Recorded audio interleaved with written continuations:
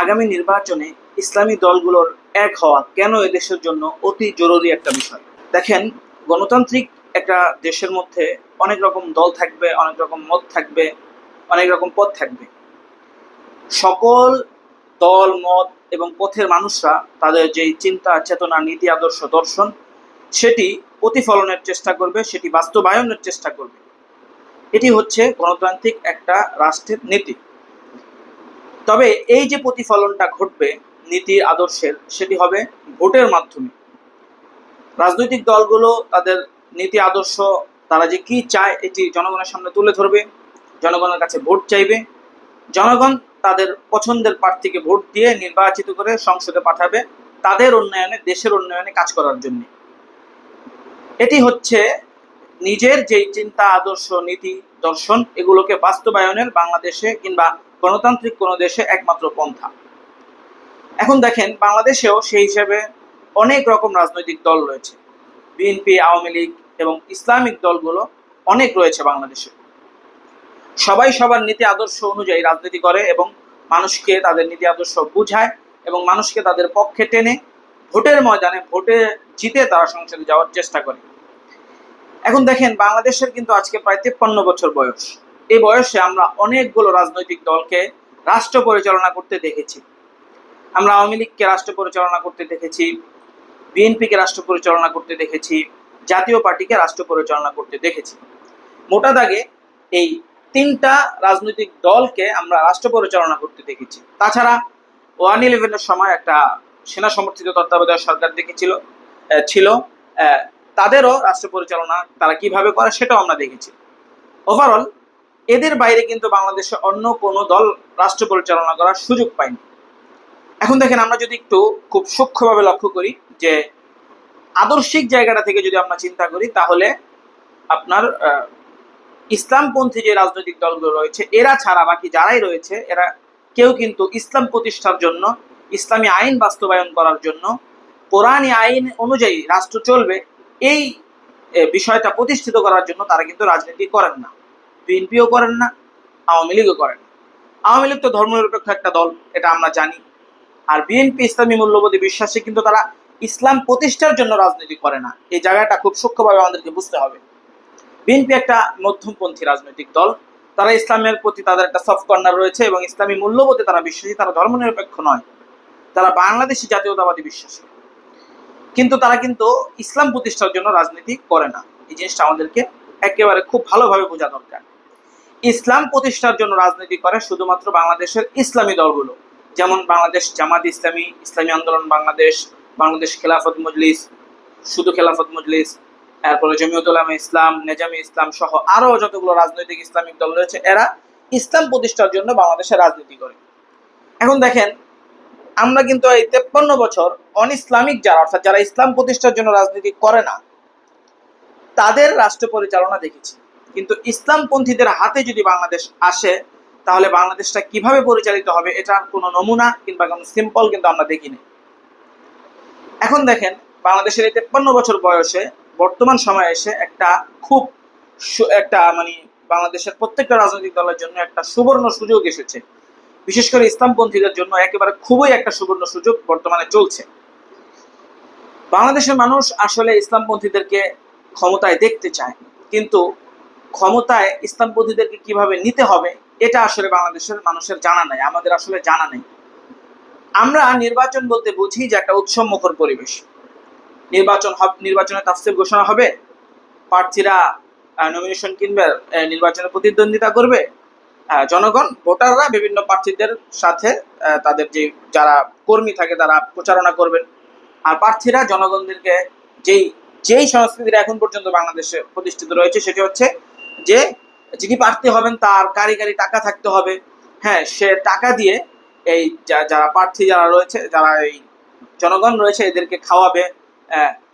তারপরে মনে করেন যে কোনো ভোটার যদি কোনো একজন প্রার্থীর বাসায় যায়, সেই বাসায় গেলেই তাকে খাওয়ানো হয়। তারপরে ধরেন কোনো একটা মোটামুটি নেতৃস্থানীয় ব্যক্তি, যার সাথে 8-10 জন লোক চলাফেরা করে কিংবা তার কথায় হয়তো বা 2-4 জন ভোট দিবে, এমন কোনো ব্যক্তির সাথে যদি সেই নেতা কিংবা ওই নেতা নির্বাচনী যে প্রচারণা পরিষদের কোনো ব্যক্তিবর্গের সাথে যদি দেখা হয় তাহলে 2000, 3000, 500, 1000 টাকা ধরিয়ে দেয়, যা যান এগুলো নিয়ে চা খান। অর্থাৎ অঢেল টাকা পয়সা লেনদেনের একটা মানে মহড়া চলে নির্বাচনের সময়, এটা আমরা দেখেছি। বিশেষ করে স্থানীয় সরকার নির্বাচনগুলোতে তো একেবারেই ভোট কিনা বেচা হতেও আমরা দেখেছি। রীতিমতো টাকা দিয়ে ভোট কেনা হচ্ছে, যে তোমাকে 2000 টাকা দিলাম, 1000 টাকা দিলাম, 500 টাকা দিলাম, তুমি আমার এই মার্কায় ভোটটা দিবে। এ হচ্ছে নির্বাচন চলাকালীন এ যাবৎ পর্যন্ত বাংলাদেশে এ সংস্কৃতি চলে আসছে। এটা একেবারেই প্রকাশ্য দিবালোকের মতো একেবারেই বাস্তব। এটা এখানে ন্যূনতম কোনো ভুল নাই। এই যে সংস্কৃতি, এই সংস্কৃতি থেকে যদি আমরা বেরিয়ে আসতে পারি এবং এসে যদি আমরা যোগ্য যেই প্রার্থী আমাদের আসন থেকে, আমরা যেখানেই থাকি, আমাদের আসন থেকে যিনি দাঁড়াবেন, যিনি সবচাইতে যোগ্য এবং আমার জন্য সবচাইতে বেশি কাজ করবেন, যিনি এই দেশের জন্য সবচাইতে বেশি কাজ করবেন, তাকে যত যাই হোক সেই প্রার্থীকে ভোট দেওয়ার একটা প্রবণতা আমার মধ্যে থাকতে হবে। সে আল্লাহ যেই দলেরই হোক, সে বিএনপির হোক, অন্য কোনো দলের হোক, ইসলামপন্থী হোক, যেই হোক। এখন ইসলামপন্থীরা ঠিক এই জায়গাটাতে পিছিয়ে। ইসলামপন্থীরা যে এত জনসমর্থন ইসলামপন্থীদের থাকা সত্ত্বেও ইসলামপন্থীরা ক্ষমতায় যেতে পারছে না, কিংবা ভোটের রাজনীতিতে খুব একটা সুবিধা করতে না পারার মোট দুইটি কারণের মধ্যে এটি একটি কারণ, যে ইসলামপন্থীরা তাদের কাছে অঢেল টাকা পয়সা নাই। একজন আলেম তো তার যে ব্যক্তিগত আত্মশুদ্ধি, জনগণকে বোঝানো, মানুষকে দাওয়াত দেওয়ার পেছনে তার জীবনের অধিকাংশ সময় ব্যয় করে। তার কাছে টাকা আসবে কোত্থেকে? সে কারিগরি টাকা কোত্থেকে কামাবে? যাও 2-4 টাকা কামে, এগুলো দিয়ে হয়তো একটা মাদ্রাসা করে কিংবা জাতি গড়ার একটা কারখানা খুলে বসে, এগুলোই তো করে। তাহলে এদের কাছে টাকা কোত্থেকে আসবে? টাকা এরা মাঠে ছিটাইতে পারে না অন্যান্য দলের মতো, এই জন্য মানুষও তাদের কাছে ভিড়ে না, তাদেরকে ভোটও দেয় না, স্বাভাবিক। এটা হচ্ছে একটা কারণ। আরেকটা কারণ হচ্ছে যে, যেটা সবচেয়ে বর্তমানে আমার এই ভিডিওর যেটা মূল যে পয়েন্ট, সেটা হচ্ছে যে আলেমদের মধ্যে অনেক বিভাজন। এখন বিভাজন থাকাটা এটা স্বাভাবিক, কারণ আল্লাহ তাআলা মানুষকে একরকম মেজাজ, একরকম বুদ্ধি দিয়ে বানাননি। মানুষের বানানোর মধ্যে আল্লাহ তাআলা বৈচিত্র্যতা অবলম্বন করেছেন, এক একজনকে এক এক রকম ভাবে বানিয়েছেন। সুতরাং সবার বুঝ যে একরকম হবে, সবার বুদ্ধি যে একরকম হবে, বিষয়টা এরকম কোনোভাবেই নয়। সবাই সবার যার যার বুঝ মতো বুঝবে, সেই হিসাবে সবার বুদ্ধি হতো এক নয়, তাদের মতামতও এক হবে না, দৃষ্টিভঙ্গি এক হবে না, সেক্ষেত্রে বিভাজন তো হবেই এখানে। এই বিষয়টা আমরা আসলে বুঝতে চাই না। বিভাজন এখানে মূল, কিন্তু জনগণ অন্য ক্ষেত্রে বিভাজন, একটা রাজনৈতিক ক্ষেত্রে, একটা দেশ পরিচালনা করার ক্ষেত্রে এতগুলো রাজনৈতিক দল, এগুলো নিয়ে জনগণের কিন্তু তেমন কোনো মাথা ব্যথা নেই। কিন্তু ইসলামপন্থীদের মধ্যে বিভাজন দেখলেই জনগণ মনে করে, আহা, ইসলাম হচ্ছে শান্তির ধর্ম, ইসলাম তো এক আল্লাহ, এক রাসূলের দিকে সবাইকে ডাকে, তাহলে এত বিভাজন কেন থাকবে? যাই হোক, কেন বিভাজন হয়েছে এগুলো আজকে আমার আলোচ্য বিষয় নয়, সেটা নিয়ে অন্য একটা ভিডিওতে আলোচনা করা যাবে। কিন্তু আমার যে কথাটা, সেটি হচ্ছে এই যে বিভাজনটা, এটি মোদ্দা কথা হচ্ছে মানুষকে বিভ্রান্ত করে। ইসলামপন্থীদেরকে বিশ্বাস মানুষ করতে পারে না। আমি কাকে বিশ্বাস করব? দেখেন, একটা আসনে যদি ইসলামী আন্দোলন বাংলাদেশ প্রার্থী দিল, বাংলাদেশ জামায়াত ইসলামী প্রার্থী দিল, আবার বাংলাদেশ খেলাফত মজলিস প্রার্থী দিল, তাহলে ইসলাম প্রেমী যে জনগণগুলো রয়েছে, যারা চায় ইসলাম ক্ষমতায় আসুক, তারা কাকে ভোট দিবে? ভোটটা বিভাজন হয়ে গেল, খুব স্বাভাবিক। এইভাবে যদি করা হয়, তাহলে কিয়ামত পর্যন্ত বাংলাদেশে কোনোদিন ইসলামপন্থীদের ভোটের মাধ্যমে ক্ষমতায় আসা সম্ভব নয়। তাহলে এখন কি করতে হবে? করতে হবে হচ্ছে এটা, যে সকল যে ইসলামিক দলগুলো রয়েছে, যারা ইসলাম প্রতিষ্ঠা করতে চায়, হ্যাঁ, এই সবগুলো দলকে একটা ব্যালট বাক্স দিতে হবে, যাতে করে ইসলামপন্থীদের ভোট এক জায়গায় এসে পড়ে। অন্য ভোটগুলো বিভাজন হলো, ইসলামপন্থী যারা চায় যে ইসলাম ক্ষমতায় আসুক, তাদের ভোটটা যেন এক জায়গায় আসে। এখন স্বাভাবিক প্রশ্ন আসতে পারে যে, ইসলামপন্থীদের ভোট এক জায়গায় এনে তাদেরকে ভোট দিয়ে ক্ষমতায় এনে লাভটা কি? তারা কি খুব বেশি কিছু করে ফেলবে দেশের জন্য? এর সোজা উত্তর হচ্ছে অবশ্যই।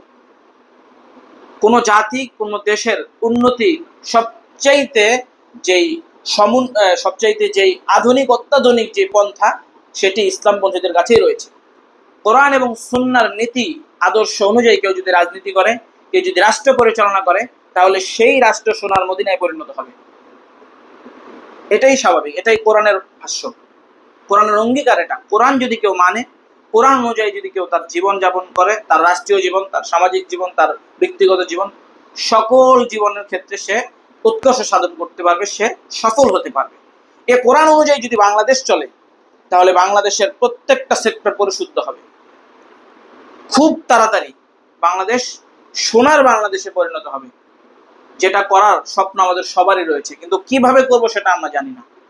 মানুষ তো দেখেছে 53 বছর পর্যন্ত এদেশের যারাই ক্ষমতায় যারা জাতিকে কতটুকু উপহার দিতে পেরেছে। একটাবার অন্তত পক্ষে দেশের মানুষের ইসলামপন্থীদের উপর ভরসা রাখা উচিত। তাহলে ইনশাল্লাহ যদি ইসলামপন্থীরা ইসলামকে আঁকড়ে ধরে কোরআন অনুযায়ী রাষ্ট্র পরিচালনা করতে পারে, তাহলে এই রাষ্ট্র পৃথিবীর মধ্যে অতি তাড়াতাড়ি মাথা উঁচু করে দাঁড়াবে ইনশাল্লাহ।